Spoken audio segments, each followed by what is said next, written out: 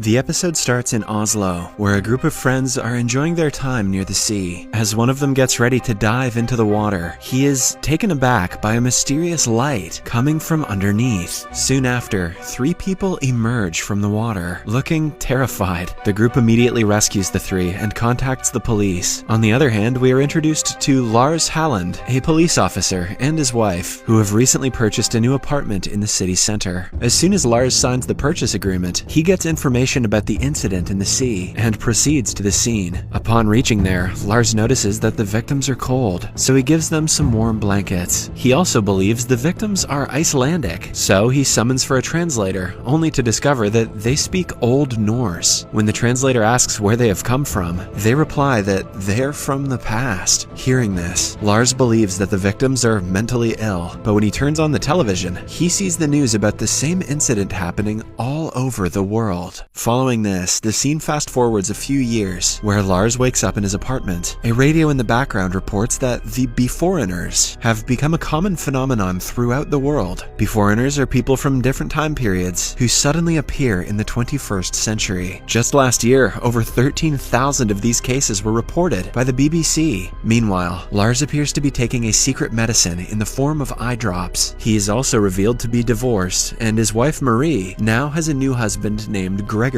Lars's daughter, Ingrid, lives with her mother, but she pays him frequent visits. One day, Lars learns of a female Beforeigner who is washed up dead on the shore of Tulholmen. He, along with his team, arrives at the scene immediately and registers the body in their database before contacting the ambulance. The body appears to be the year's 12th floater. While investigating the body, Lars notices a prehistoric tattoo on her neck and petechia on her hip, as well as on her eyelids. The case appears to be different because the forensic believes the cause of death is strangulation rather than a regular drowning. In the police station, the head officer, Harold, hires a police officer with a multi-temporal background named Afhildir Engensdottir. Later, the chief summons Lars and Harold to discuss the appointment of a senior detective to handle the ongoing Beforeigner death investigation. Lars decides to take the lead on the investigation, but Harold refuses because he is currently on sick leave for chronic drowsiness. Furthermore, Beforeigner cases have already been heavily criticized, and they cannot afford to appoint the senior detective who is on sick leave. After a bit of thinking, the chief comes up with an idea to pair Lars with Afhildir. Lars believes that Afhildir has recently joined and is thus unqualified for the case, but he is powerless to change the chief's decision. Soon after, Lars and Afhildir go to the port police station to find out who arrived with the victim having the prehistoric tattoo. Upon reaching there, they meet with officers Jep and David and ask them if the victim was part of a group, to which they respond no. Jep suggests they go inside the port for further investigation, so they head there and meet with the other arrivals. After a bit of talking, Lars displays the dead girl's photograph and inquires if they have any information about her. One of the victims recognizes her and confesses to seeing her in the water. She also claims that Hafgufa, a sea monster with glowing eyes, tried to capture her. Hearing this, Afhildir believes her description, but Lars does not. At night, Lars goes to a suspicious slaughterhouse and gets his eye drops. After returning home, he investigates the Tulholmen case, while Afhildir contacts him to inform him of the Hafgufa theory. If I am butchering all of these words, I am so sorry. Although he still doesn't believe in the theory, he asks her to prepare everything she finds on Hafgufa and present it to the team the following day. On the other hand, Ingrid intends to visit Russbus, a traditional Norwegian high school celebration, but Marie and Gregors forbid her, claiming that she is still a minor.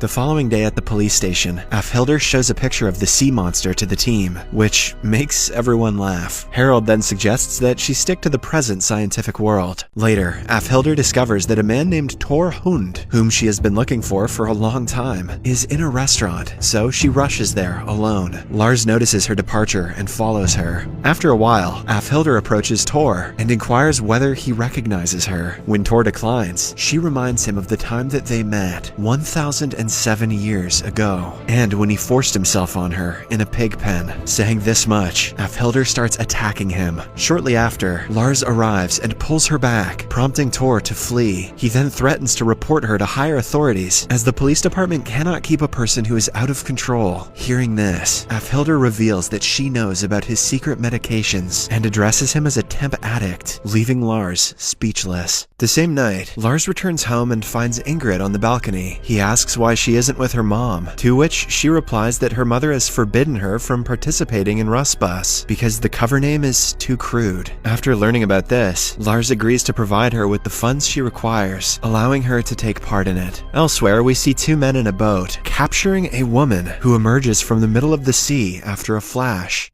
The scene then shifts to the year 1031 at the Finnsmark Vida Plateau, where Alfhildur approaches a small tent in search of Tor. Upon entering the tent, she notices a blind elderly woman sitting beside a fire. Alfhildur questions her about Tor's whereabouts, to which she responds that he once arrived in search of the lake with multiple lights. Alfhildur then asks Tor's precise location, claiming that he is everything to her. The old woman chuckles and says that Tor is a ladies' man, and that she is not the first one to look for him.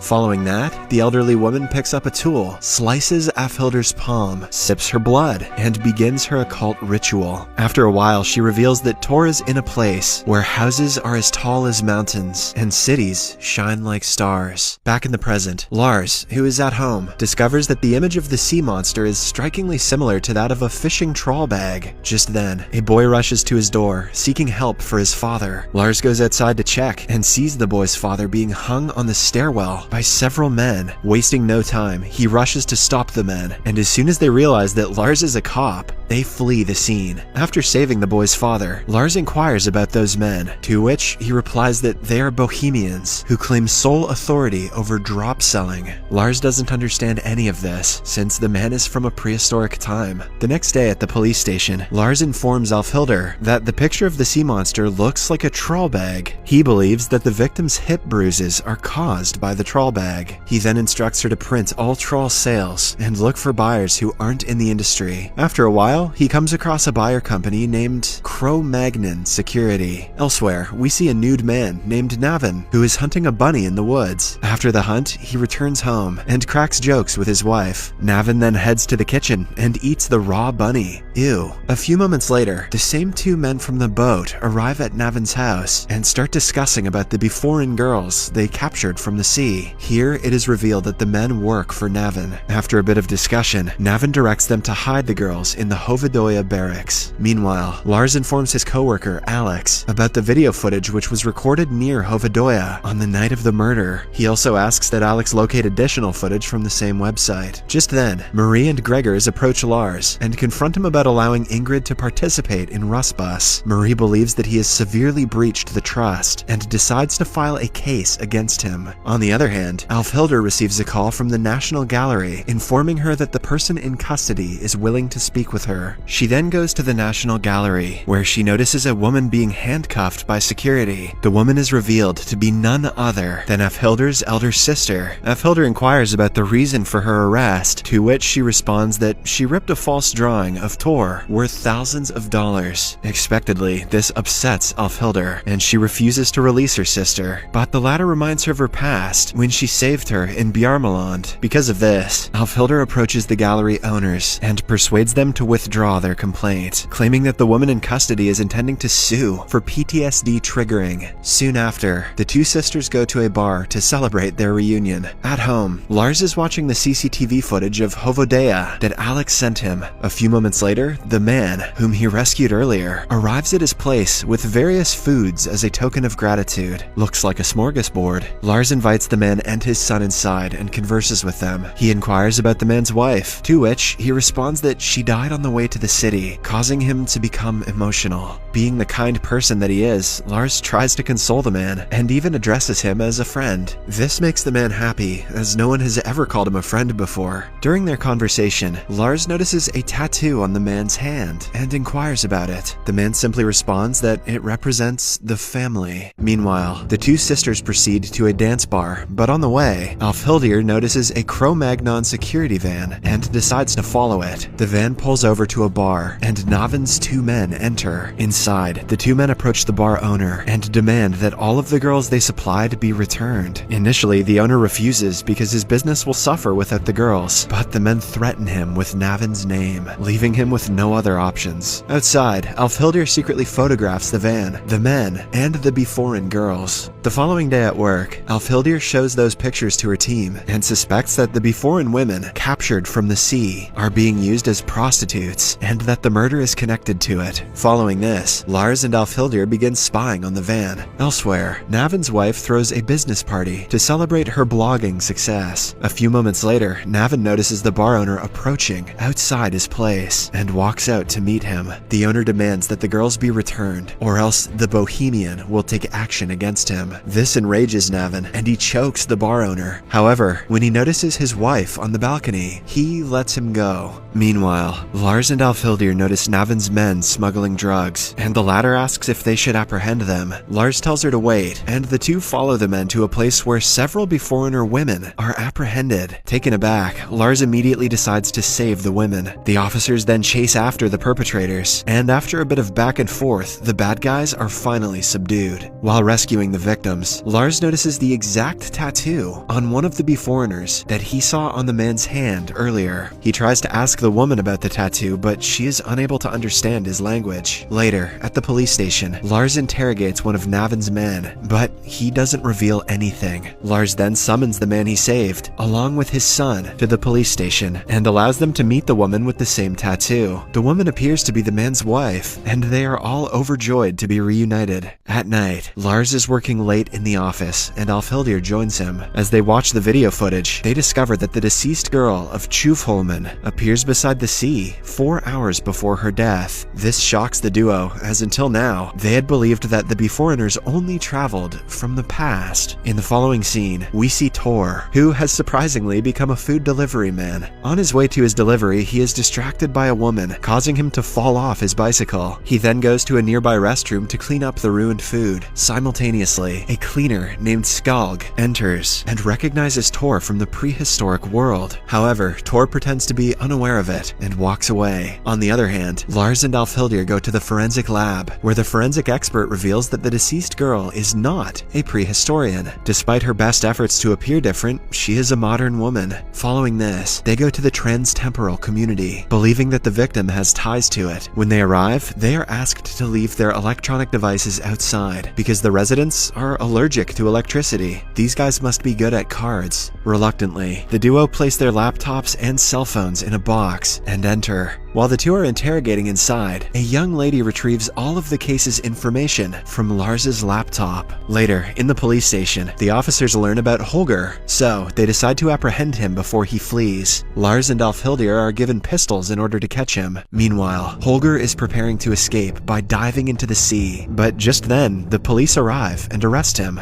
Following this, he is brought to the police station, where Lars and Alfhildir question him about the Tjuvholmen murder case, but he appears to have no idea. Despite this, he tells them about Navin, but before he can elaborate, he falls asleep. After some time, Lars orders Alfhildir to keep her gun in the locker. In the process, Alfhildir accidentally pulls the trigger, causing the bullet to strike Lars's feet. You've got to be kidding me. With this, he is rushed to the hospital for treatment. Meanwhile, Ingrid is with her friend at home, and the two are enjoying each other's company. Ingrid opens her father's drawer and reveals his secret eye drops, which intrigues her friend. As the two are fooling around, Lars and Alfhildir arrive outside, prompting them to quickly put away the eye drops. However, when Ingrid goes to open the door, her friend steals an eye drop bottle secretly. Shortly after, Alfhildir prepares food for everyone, and she quickly bonds with Ingrid and her friend. While assisting Lars with the dishes, Alfhildir inquires a personal question about the service's stance on intimate relations amongst co-workers. She then reveals that she has been communicating with the harbor cop,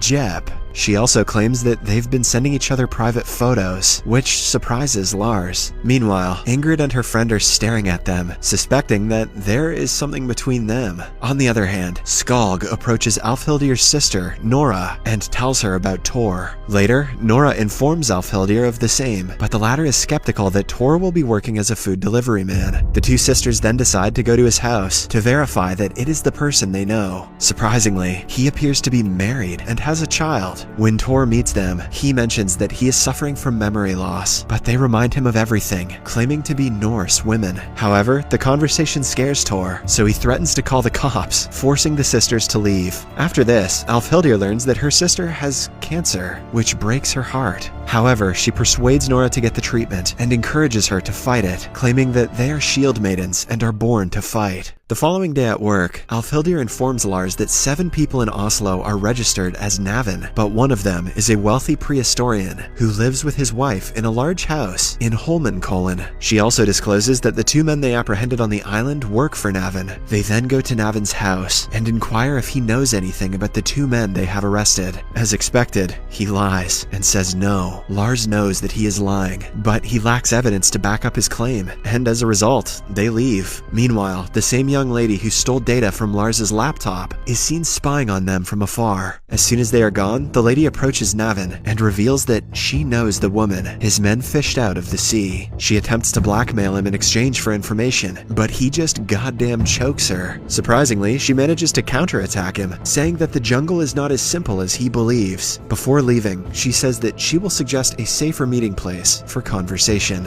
The next day, Lars visits Ingrid's school to discuss Marie's disagreement about Ingrid's graduation celebration. He wants his daughter to have a normal graduation. Ingrid also sides with her father, allowing Lars to win the discussion. Gregors, to their surprise, appears to agree with Lars's statement. On the other hand, Nora meets with Tor once more, but the latter is still uninterested in speaking with her. As soon as he leaves, she notices an unknown car following Tor and learns that he is in danger. Soon after, she summons Alfhildir, and the 2 sisters set out for Tor. Meanwhile, the men in the unknown car lead Tor into an empty basement parking lot and smack him with a rod. Tor asks who they are, and they respond that they are Olaf the Stout's men. They are about to finish off Tor, but he begs them not to do so. Tired of his whining, the men decide to run him over instead. As Tor lies on the floor, crying, he starts remembering his past as a mighty warrior. Because of this, he gets up with vengeance on his mind and beats up the 2 thugs, causing them to flee. Soon, the 2 sisters approach him, who asks them to provide more information on Tor Hund. Hearing this, the sisters finally realize that Tor has actually lost his memory. At the police station, the women from the transtemporal community arrive with a man who recognizes the deceased woman. He claims that the woman came to his styling studio to get her makeup done, as she wanted to look like a prehistorian. The man further reveals that some days after her death, a man by the name of Navin called him and inquired about the woman. In the final scene, we see Navin on one of his usual hunting trips. As he is after a rabbit, a drone suddenly arrives and shoots him to death.